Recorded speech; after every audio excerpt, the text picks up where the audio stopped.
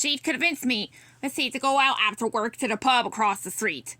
It was a small, crowded hole in the wall, down a couple stairs, where clearly a lot of after-work types hung around. The place was full of men and even some women crowded against the bar sitting at the few tables by the door and in the back.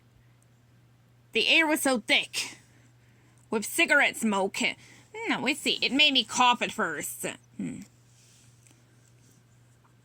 Dot was 18, so she could drink, but I was a little relieved when she grabbed the root beer and said, "Helps me not feel quite so babyish." We'd collected our beverages from the bartender and found a spot by the wall. "What's just Mr. Drew?" I asked, almost yelling above the noise. "Disappearing. That's what he does. Just stick with your work. That's all you need to do." I sighed, but I knew Dawes couldn't hear it. I leaned in to talk into her ear. "It's just that I'm not doing the work I want to do. I need him to tell Miss Lambert to let me draw." Dot shook her head and gave me a small smile. "You don't need permission, buddy," she shouted back. "Just do it. Draw." I shook my head. No, I don't have time. I'm running around all day, you know that. Now do it at home. Draw some bendy stuff. Show Miss Lambert." "On what?" I asked myself. With what?" Dot didn't understand. "Yeah, I had a pencil and scrap paper, but I needed proper tools. The paper at the studio was thick and crisp and absorbed the ink. I could have just, hand over the back of a grocery receipt. I didn't want to anyway. Didn't want them to see how little we spent on food." "I can't." Dot looked at me. I was getting used to the look now, so I just looked back. If she could read my mind, if she could just figure out my issue, without me having to tell her, that would be great. And then she did. Not really, of course. She just had this way of knowing what people were actually thinking, not what they said they were thinking. She didn't say anything. She just reached into her pocket and passed me her key. "Borrow it. I'll keep it in my desk from now on in case you need it again." I didn't take it, just stared at it. "You want me to use this?" I said slowly. "Yes." "To get yourself the right materials, buddy. Get yourself some paper and some ink." I shook my head. "That's stealing. It's borrowing. You're doing this for the sake of the studio, after all. On your own time, no less. And anyway, you want to show some initiative. This is how you do it." On the one hand, she was right. It didn't seem like that big a deal. It wasn't like I was going to take the stuff and then sell it to the kids in the neighborhood or anything. On the other hand, "Think about it," she said. I pocketed the key quickly. "You're a bad influence," I said with a little laugh. Dot shrugged, like she did. "Maybe just more of a, pragmatic influence. They hired you for a job, so do your job. Pragmatic. Didn't know that word at the time. I looked it up later. Pragmatic. Meant dealing with stuff sensibly. Taking out the emotion. Making a choice that's practical." Didn't think I agreed with her and see that that's what this was, but I wanted to. "I'll think about it." And I did. I thought about it all night, lying near a bed next to the bony figure of my grandfather, whistling rhythmically through his nose as he slept. I must have dozed off at some point, but it felt like I had spent hours awake, thinking about living like this, with my ma, now with my grandfather, sleeping here in the big bed, in the big room, in an apartment hardly big enough for a single person, let alone a family. All the other families in my building living with 5 people or more. This big room, that used to belong to my parents, until my pa died, and then it belonged to me. "You're so tall now, buddy," Ma had said. "I don't need that much room." Tall like he'd been tall. Imagine more rooms. Imagine an apartment that didn't, Suck in the heat to suffocate you inside.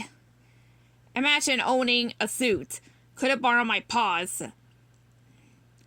No, I couldn't put it on. I just couldn't. I was going to have more rooms in a suit as a gopher. I was too old to be a delivery boy. And anyway, the studio had so much paper and ink it was drowning in it. Like Sammy, covered in ink. Running through it in actual pipes apparently. When I woke up in the morning, I decided I knew what to do. Dodds was right. It was a pragmatic choice. It was the only choice. Chapter 7. The art supply closet was off down a hallway behind my desk, but I was too afraid of getting caught. So I turned to the only other place I knew that had art department supplies, whether Sammy approved of it or not. The sheets music closet in the music department. That was an advantage. Being the gopher meant that folks were used to me walking around in different parts of the studio and doing whatever I was doing. I figured this would make my task pretty easy, but I still wanted to wait until lunch when I was alone, which I did. I waited 5 minutes or so, making sure no one came back. All of a sudden, because they forgot their hat or something. Then I got up from my desk and made my way down to the music department, through the winding path of hallways, and to the closet. I glanced back up the hallway and then down, to see the other direction it led. Well, I didn't really know. I'd never gone farther than the closet before, and I assumed it must lead to some kind of dead end eventually. Then again, this place is so maze-like. Maybe there was something else deep in the shadows. I grinned, thinking maybe there was a sphinx or something, guarding a secret entrance, quizzing employees and choosing if it would let them pass.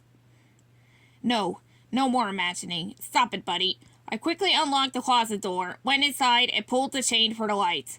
I leaned down and picked up a small stack of thick, crisp, white paper. The difference in quality between kinds of paper was amazing. I hadn't thought about it much before, before I started working here. Then I looked around for ink. There was a cardboard box on the floor, and I opened it carefully. There they were, little glass bottles full of black. I gingerly pulled one out. I still needed a pen. It was while I was searching the narrow shelves that I heard the voices. I froze in place to listen hard. You'd think with my big ears I'd have a better sense of hearing, but the way they stuck out so much never seemed to make a difference. But I could tell, at least, like anyone probably could have, that the voices were coming from the dark part of the hall, not the music department. I was starting to get anxious. I couldn't get caught. If I did, I'd definitely be fired. I needed the job, and I was starting to really regret doing this. I slipped inside the closet and closed the door behind me. Then I pulled the chain for the light. And stood stock still, with an arm full of paper in the pitch darkness. The voices got louder and I could hear footsteps now. They were almost right there in front of my door before they stopped. There was the sound of a scuffle. "Don't grab me again, Mr. Lawrence," said a stern voice I didn't recognize. "Now listen to me when I'm talking to you." That was definitely Sammy's voice. That one I knew for sure. It was lower than the frantic cries I'd heard on our first encounter, but it had that same edge to it. Always just a little angry. "I heard you, and I don't believe you," said the other voice. "Why not?" It was almost a squeak the way he said it. "I've seen you sneaking around my workstation. I've seen you at the machine. Last Friday you asked my worker where we kept the ink. So why don't you go on about being all innocent? I'm going to Mr. Drew." "Tom, come on. Why would I want your ink?" asked Sammy. Tom. I still didn't know who that was. "It's Mr. Connor," replied Tom coldly. "Why can't I call you Tom?" "Because we're not friends, and you will give me the respect I deserve." There was a long pause then. I couldn't decide if I wanted to then to move on down the hall already, or for them to stick around so I could hear more. When Sammy didn't say anything, Tom added, "What's the matter, Mr. Lawrence? Not used to giving someone like me respect? What's that mean, someone like you?" Sammy's tone had gone from angry to threatening. "You know what it means," replied Tom. There was a long pause. "Leave me alone," said Sammy. I heard the sound of footsteps as he marched away back down the dark part of the hallway. Leave my ink alone! Let's see, Tom called out after him. I was suddenly very aware of the small inkwell in my hands. It seemed much heavier than it had a moment ago. I was also aware, now, of how loud my breath had sounded in the small, confined space. I had no idea ink was so important, and that it was so important to Tom Connor. That man I'd seen only once, waiting for Mr. Drew that first day. Tom let out a huff outside my door. And finally I heard his boots, also stomping off in the direction of the dark hallway. I kept still, straining to hear more footsteps, to see if either of them was coming back. But the longer I waited, I realized the more likely it was that someone eventually would come by, and the lunch was probably going to be over soon anyway. So I had no choice. I carefully opened the door. No one. Quickly, I turned around and grabbed the first refillable pen I could find.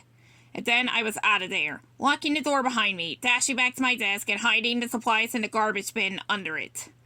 I sat there, still for a moment, and then took in a deep breath. I was more scared that I'd been at first. Sure, sailing wasn't something I was keen on, but I really didn't think that ink would be such a big deal. Not like Thomas making it out to be. I felt the key in my pocket. I stood and headed for the elevator just as it opened. Jacob came back for lunch. Hey, buddy, he said as he passed. All casual, like nothing weird was going on. Was he in the studio? Probably because he didn't know. Probably because I was overthinking it.